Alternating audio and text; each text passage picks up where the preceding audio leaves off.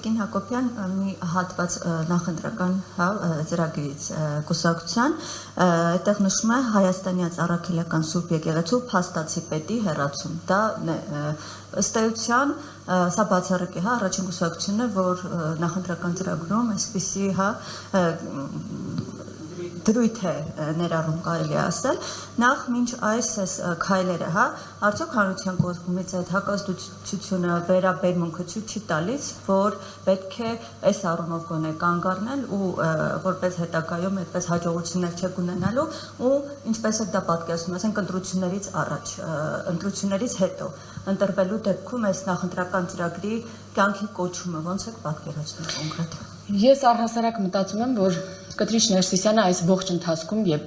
մերժել է իր հավատացյալն իրեն, ոչ միայն հավատացյալները, այլ հոգևոր վերնախավի շատ մեծ հատված մերժել է իրեն, ինքը մնացել է սպասելով համապետական ընտրություններին։ Արդյունքում, եթե իր կոալիցիոն գործընկերները կարողանան գալ իշխանության, ինքը հանգիստ կշարունակի որպես կոալիցիոն գործընկեր արդեն եկեղեցու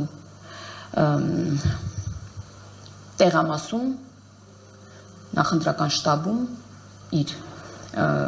շարունակել իր գործունեությունը։ Եթե ոչ, կարծում եմ, ունի այնքան խոհեմություն, որ ինքնուրույն կհեռանա հանգստի։ Տիկին Հակոբյան կներեք, որպես հավելում, բայց նույն է 10 եպիսկոպոսները, ովքեր հաջողության կողմից ամեն դեպքում այսպես վիրագապ են որպես հոչապել, հենց իրենց շատերն են հասկացան, կանգ առան ու ինչ-որ բանի հասկացան, որ այս առումով չեն հաջողվել։ Դա հենց ցույց է։ Ովքեր այսպես իշխանության կողմն են անցել ու միացել են։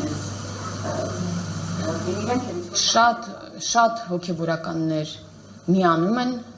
եկեղեցու նորոգման օրակարգին։ Շատերը ինչ պատճառներով, պետք է հասկանալ դեռ ինչ պատճառներով, հետ քայլ են անում, եւ եթե հաշվի ենք առնում